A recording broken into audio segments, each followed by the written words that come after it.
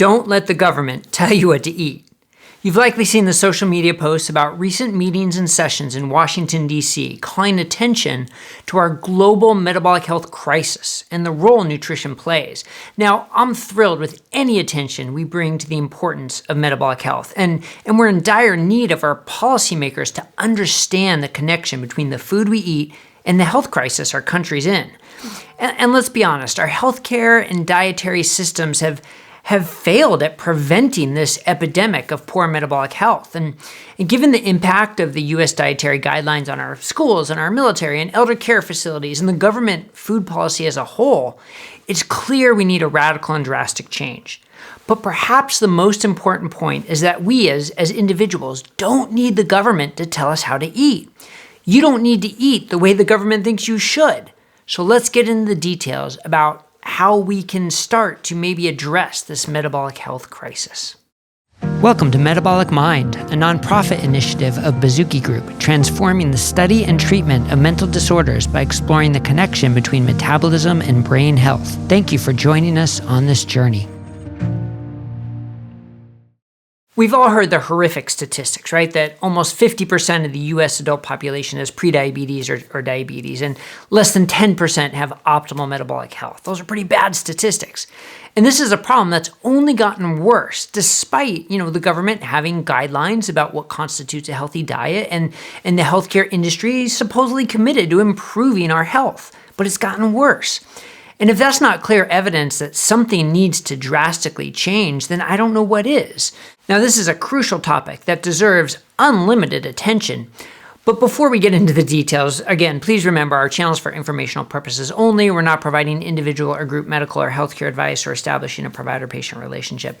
Many of the interventions we discuss can have potentially dangerous effects if done without proper supervision. Consult your healthcare provider before changing your lifestyle or medications.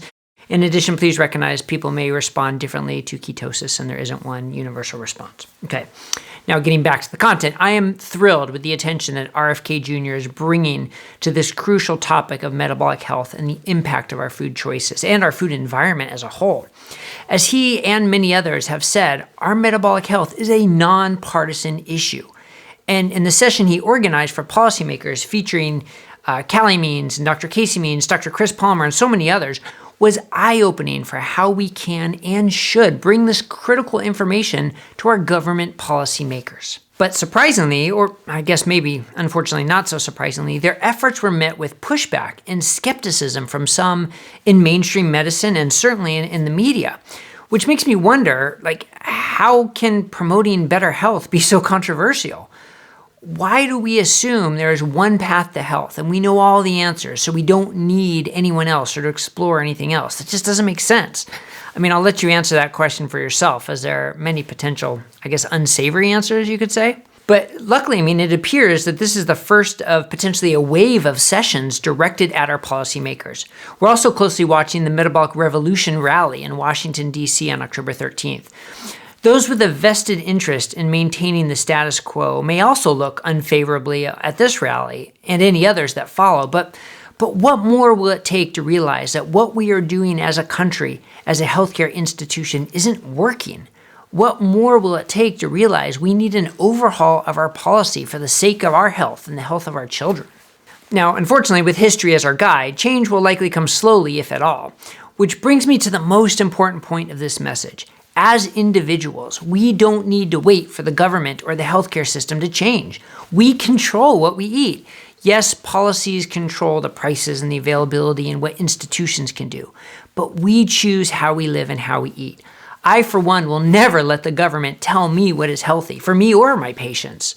There's too much evidence and too many remarkable stories of people transforming their health and their lives by eating the opposite of the way we're told to eat. Yes, our policies need to change, but we don't have to wait for them to change to take control of our own health. Thank you for watching. I'm Dr. Bret Scher. I hope this was helpful, and we'll see you here next time at Metabolic Mind, a nonprofit initiative of Bazooki Group.